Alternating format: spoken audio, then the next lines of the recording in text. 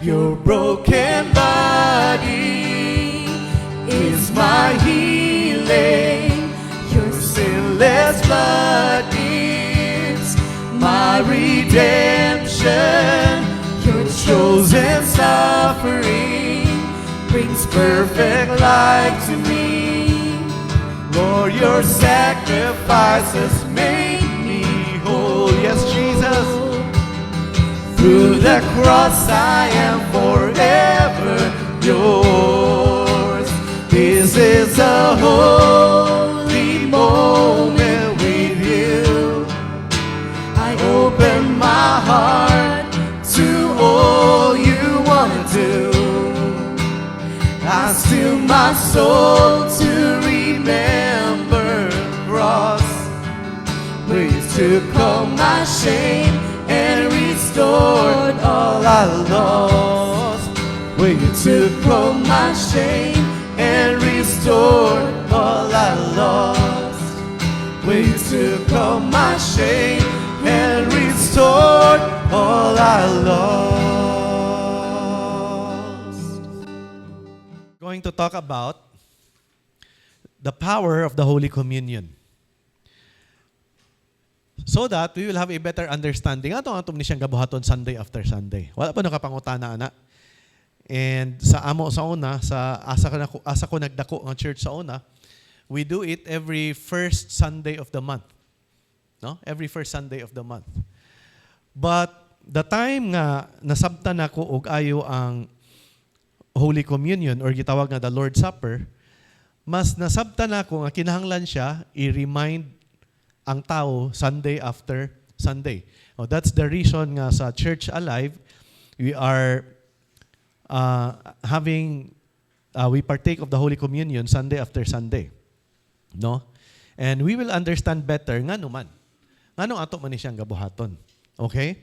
Now, as I proceed, mangutana ko ani nga question. What's the biggest sacrifice or gesture of love you've made for another person? Ikaw rin makatubagan na, no? But at least you have a time to try to remember. Sa may biggest sacrifice or gesture of love ka ako nabuhat para sa isa ka tao? Katabang kagbayad sa iyang utang? Sa may inyong mahuna-hunaan? Ha? Para sa ako, daghan kong madumduman nga mga tao nga they were those few people nga sa diha nga nanginahanglan kay kog tabang naa sila. Okay? So di gina ko tumalimtan, and I said these people are different. They really took the time to call. They took the time to visit me sa akong daan nga apartment sa una. And some took the time to give me food. Especially katong panahon na wako'y trabaho. Kabalo sila nga wala ko'y pangpalit. Ako'y mga friends nga mga ingana. And so, yes, kita tanan naatay mga gestures of love. Right? Imposible kayog wala ka kanang express sa imong love sa isa ka tao. Right? Amen? Mag-agree ba mga na? Somehow, in your own way, little or big way, you have expressed love to another person. But the Holy Communion, or kaning gitawag nga Lord's Supper, represents the greatest expression of God's love for His people. No? Permi ninyo madunggan sa ako that the cross of Jesus Christ, ang iyang sacrifice ana, was the greatest expression of His love for mankind, for sinners. And mona nga, it's the same when it comes to the Holy Communion, because the Holy Communion points us to the cross of Jesus Christ. Amen? So every time that we partake of the Holy Communion, be reminded that's the greatest expression of God's love for you. Okay? So what is the Holy Communion? What is the Holy Communion? Naay duha ka items nga gigamit nato. Right? Duha na siya. The bread represents Jesus' body that was scourged and broken. No? So mo na siya ang pasabot when you have that kaning piece of bread, or what do you call that, in your hand. Right? That represents Jesus' body that was scourged and broken. No? Jesus' body that was beaten. Now, the cup represents Jesus' shed blood. Okay? So, kana lang, diha ta magsugod, no? The bread represents Jesus' body that was scourged.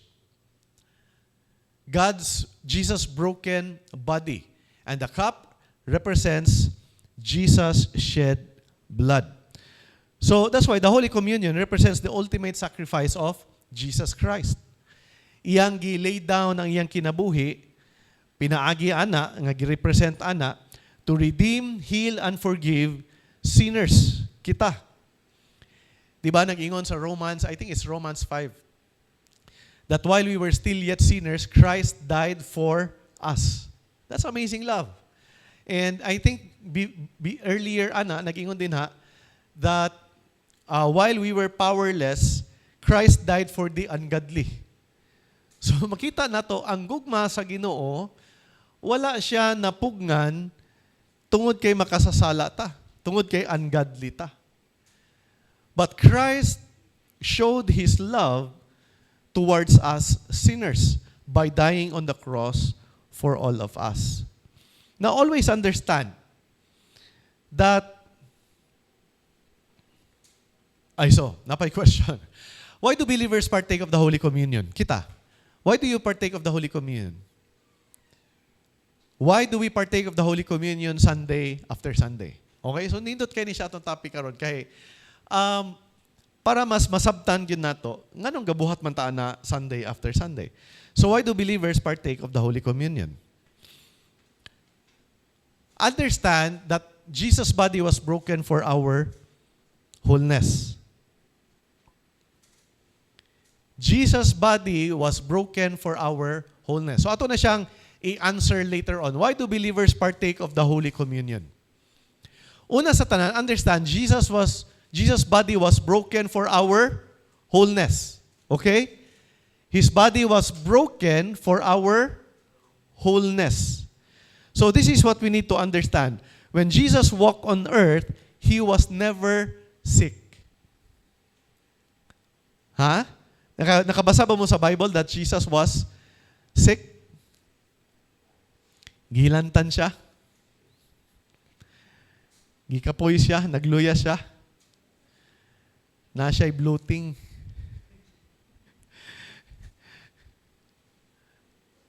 Na-stress siya o gayo. When Jesus walked on earth, He was never sick. His body was full of health, full of life. He was vibrant. But before Jesus went to the cross, He was badly or severely scourged by the Roman soldiers. Wala pa lang siya gilansang, na kita man siguro mo tanan, no, sa Passion of the Christ. Paglatigo pa lang sa iya, grabe na kaayo ang iyang body. Severely broken, severely beaten. And His body was torn when He hung on the cross. Okay? So, remember that. Now, at the cross, God took all our sicknesses and diseases and put them on Jesus' body so that we can walk in divine health. Again, originally, ang body ni Jesus was healthy, whole, strong, walay sakit nga gibati, perfect, healthy. But then on the cross, God took all our sicknesses, all our diseases, so that we can walk in divine health. Mo nang gitawag nga divine exchange. Gikuha niya ang atong mga sakit para madawat nato ang iyang life. Amen? That's why ang Bible nag-ingon in Isaiah 53:5, ingon diha, but He was wounded for our transgressions, He was bruised for our iniquities, the chastisement for our peace was upon Him, and by His stripes we are healed. Now this is talking about Jesus on the cross. He was wounded for our transgressions. He was bruised for our iniquities. Atong mga kasalanan, ang atong mga kalapasan. And the chastisement for our peace was upon Him. Right? Ato maning naagian sa atong last nga series. Right? Chastisement, punishment for our peace. Unsa man ang peace? There's no longer a barrier between God and us. Nga naman, God took care of our sin problem. Mo nang naatay peace. We are restored back to God, to fellowship with God. And by His stripes, we are healed. And 1 Peter 2:24, ingon diha, He Himself bore our sins. Kuha niya atong mga sala in His body on the cross so that we might die to sins and live for righteousness. Unsa ang sumpay? By His wounds you have been healed. The same word stripes. The same meaning anang wounds. Okay? Now, hapitan na nato ni gamay. Kay ako sa una, even ako sa una, most of the time, pag mga tag 1 Peter 2:24, reference na siya sa by His wounds you have been healed. Reference na siya na. Okay? Pero sabto na to, ato na ning hapitan gamay ha. Agingon di una, we might die to sins. That's our old nature, right? Our old nature, sin nature. We might die to sins. Unsa ang sunod? Live for righteousness. That's our new identity in Christ. Unsa atong new identity in Christ? Righteous before God. Righteousness, right standing with God. And ang sumpay niya, by His wounds you have been healed. The reason nga naa na siya diya is because healing is a fruit of our new identity. Grabe ka naka-powerful nga verse. Healing is a byproduct of our identity. When we experience sickness and disease, we have to be reminded of our identity. Una, for us to really receive our healing. Grabe ka powerful, no? You have to understand, you are already dead to sin and you now live for righteousness. You are accepted in the beloved. You are favored diha sa Ginoo. You are in Christ. You have Jesus. You are forever righteous. And because of that identity, healing is a result. Amen. So every time we partake of the bread, we are declaring that Jesus' health and divine life flows in our mortal bodies. Kanya itong mga lawas. Nga mo experience usahay kaluyahon, experience usahay sakit. Every time we partake of the bread, we are declaring. Understand that the Holy Communion is not a ritual. Every time we partake, we are declaring. No? Your action is actually a declaration that Jesus' health and life flows in your body. Amen, church?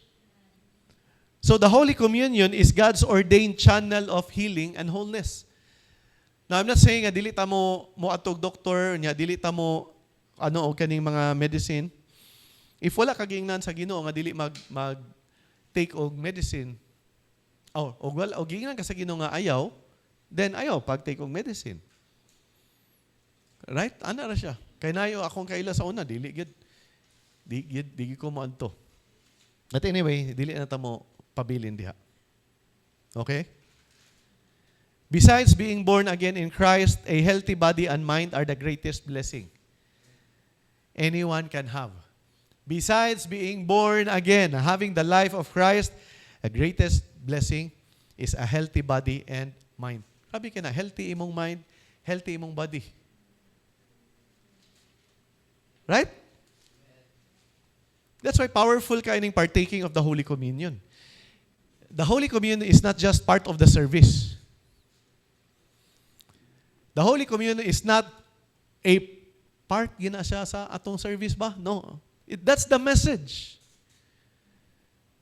Partaking of the Holy Communion is a message itself. Because it points us back to the finished work of Jesus Christ. So, ikaduha, why do believers partake of the Holy Communion? Jesus' blood brings forgiveness of sins. Now, in Luke 22:20,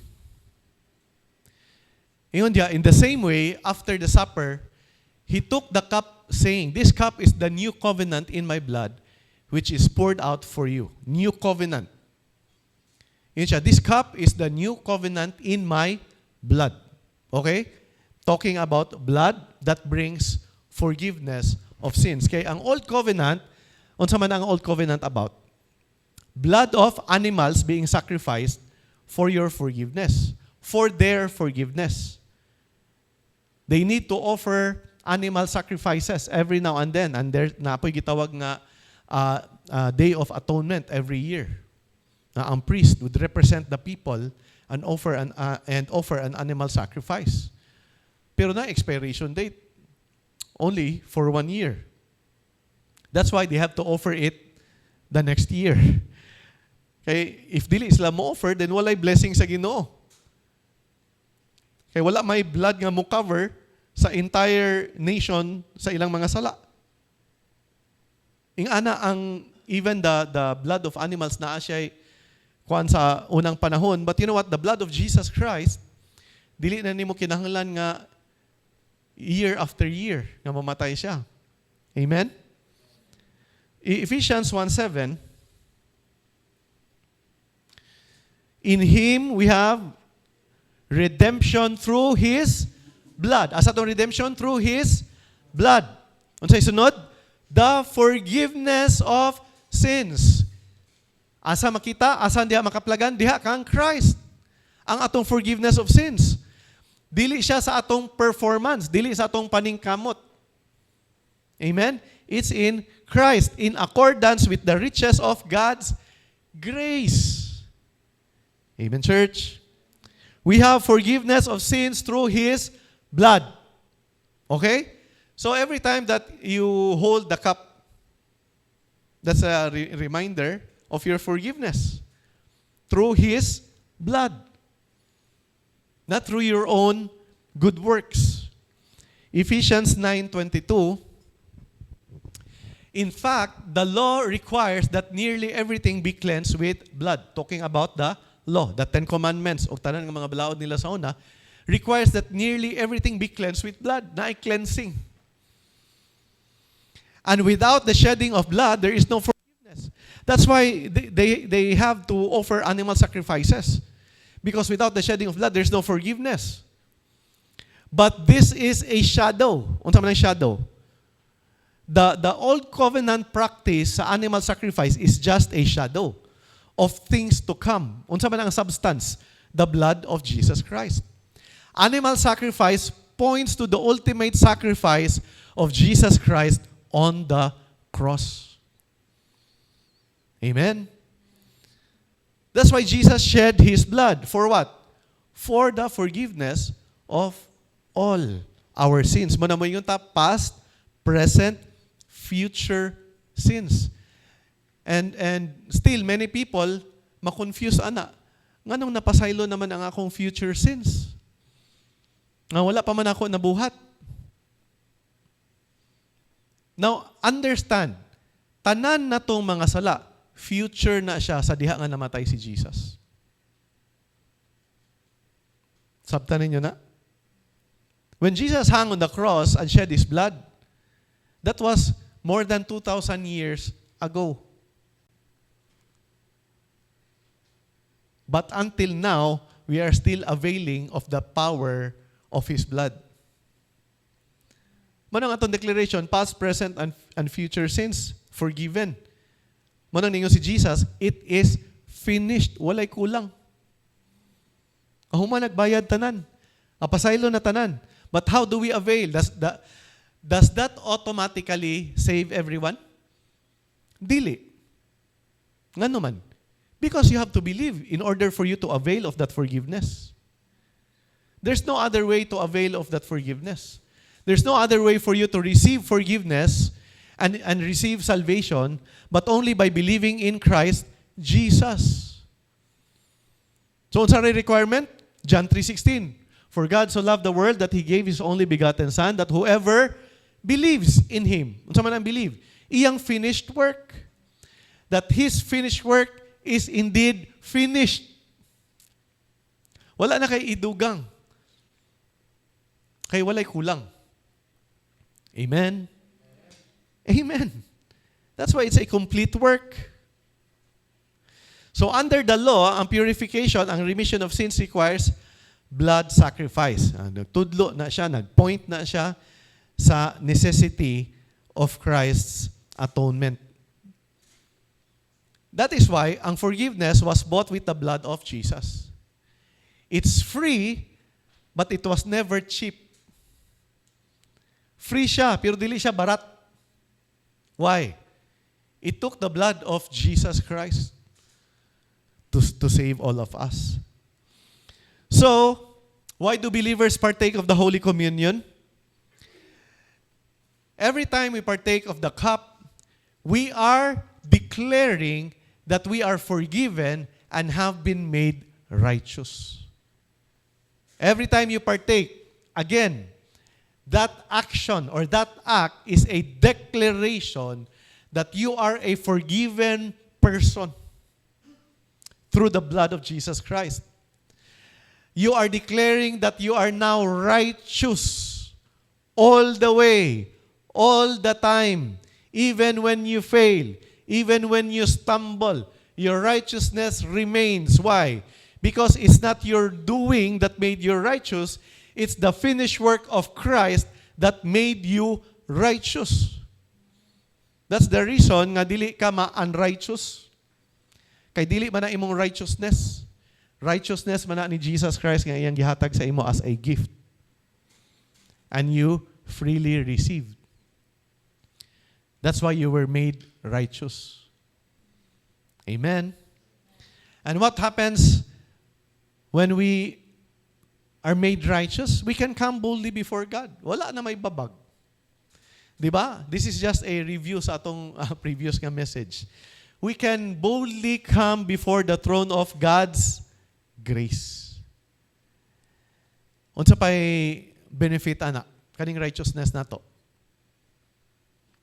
When we pray, we are confident that God hears us. Amen. So, mo na siyang mga reasons why believers partake of the Holy Communion. Unsa kalito ganina? When we partake of the bread, we are declaring, what's the declaration? No, we have healing. We are healed through His broken body.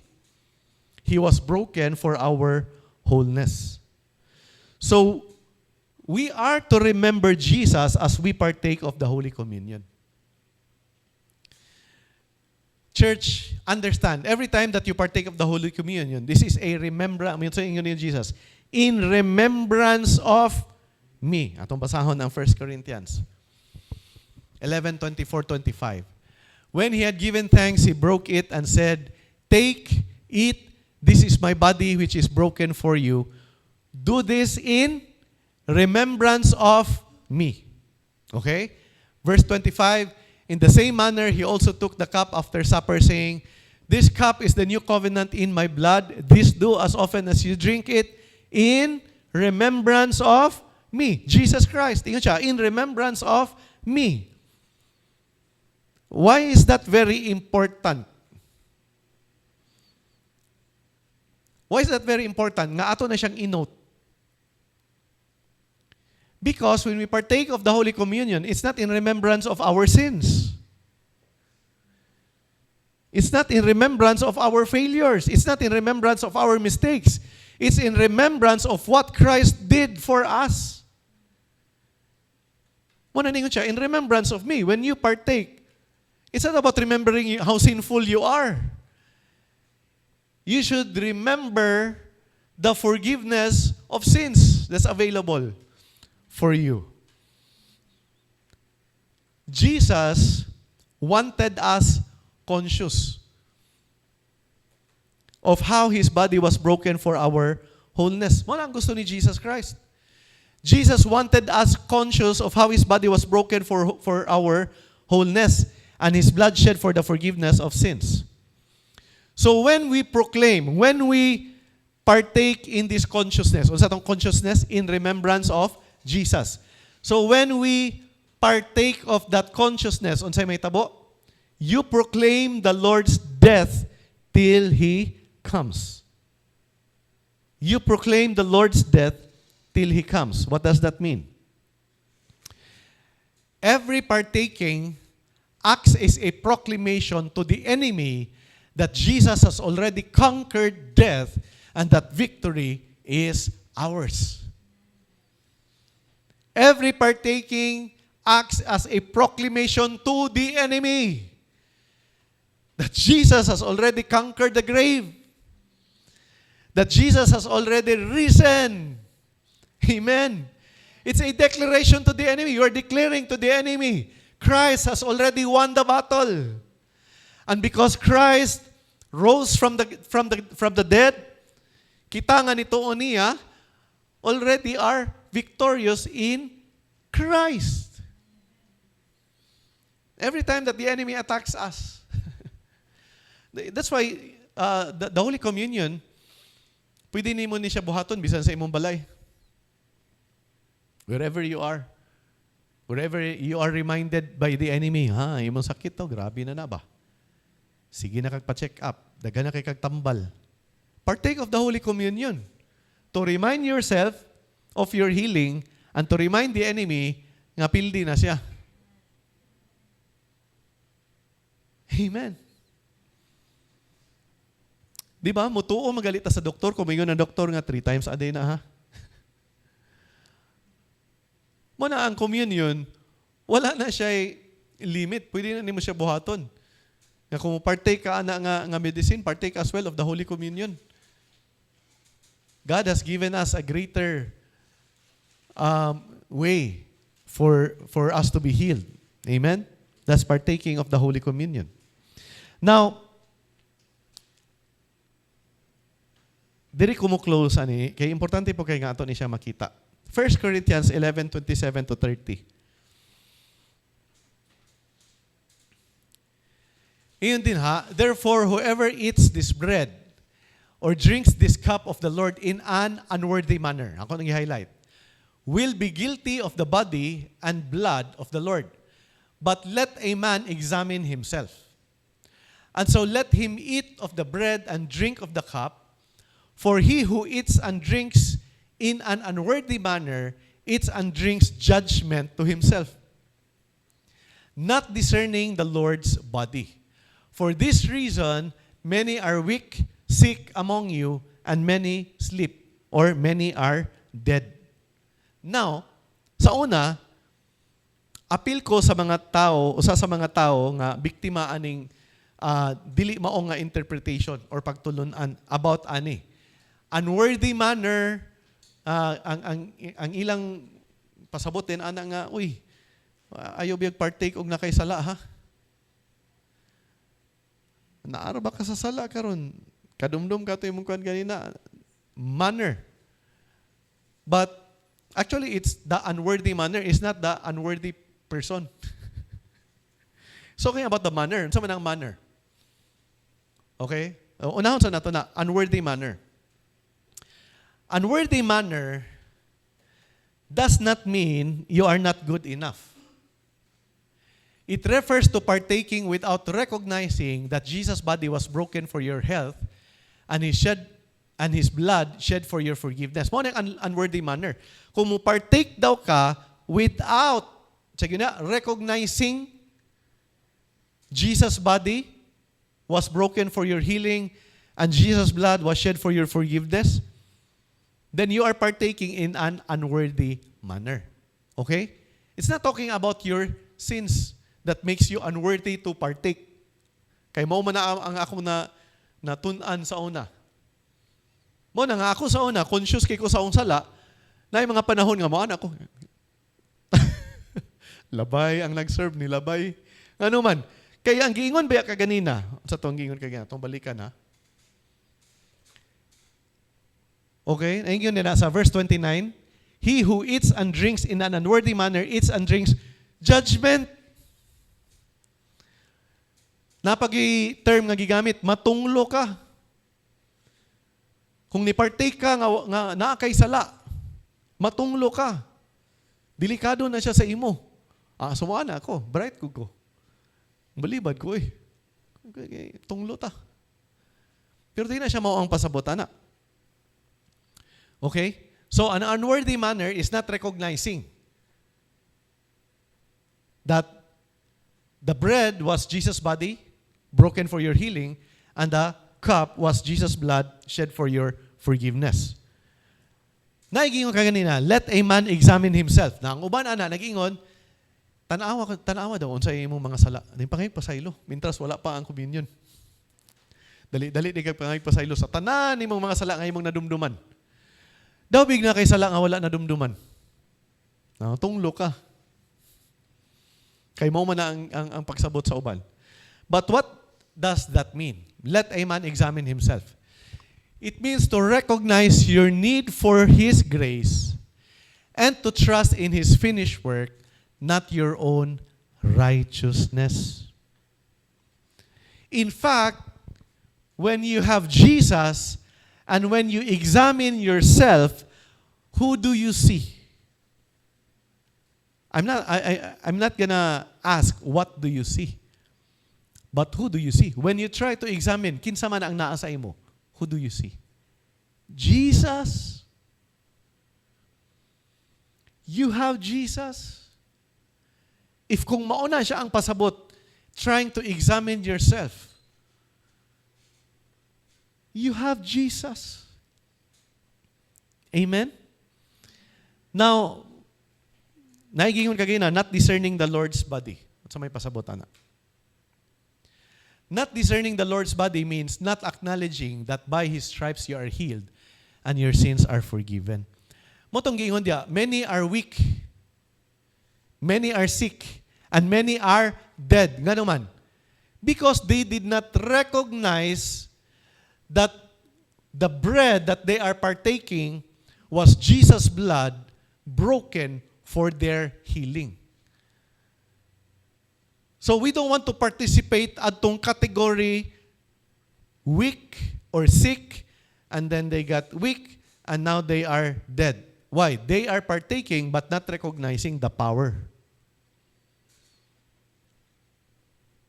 So kita nga ni-recognize that the bread was Jesus' body broken for our healing. Unsa may ato may experience? Strength. Ito pa. Healing. Wholeness. Amen? Mo na pasabot. Not discerning the Lord's body. So, communion is God's provision for healing. And Zoe life. Kanang Zoe means God's kind of life. Iyang life flowing in your body. It's not a time to focus on your sins, but on the finished work of Jesus. Amen, church? So next Sunday, when we partake, remember what you have learned today. Asa dapat ang atong focus? Unsa dapat ang atong i-recognize when we lift up the bread and when we lift up the cup? Amen? Amen. Angel on the track.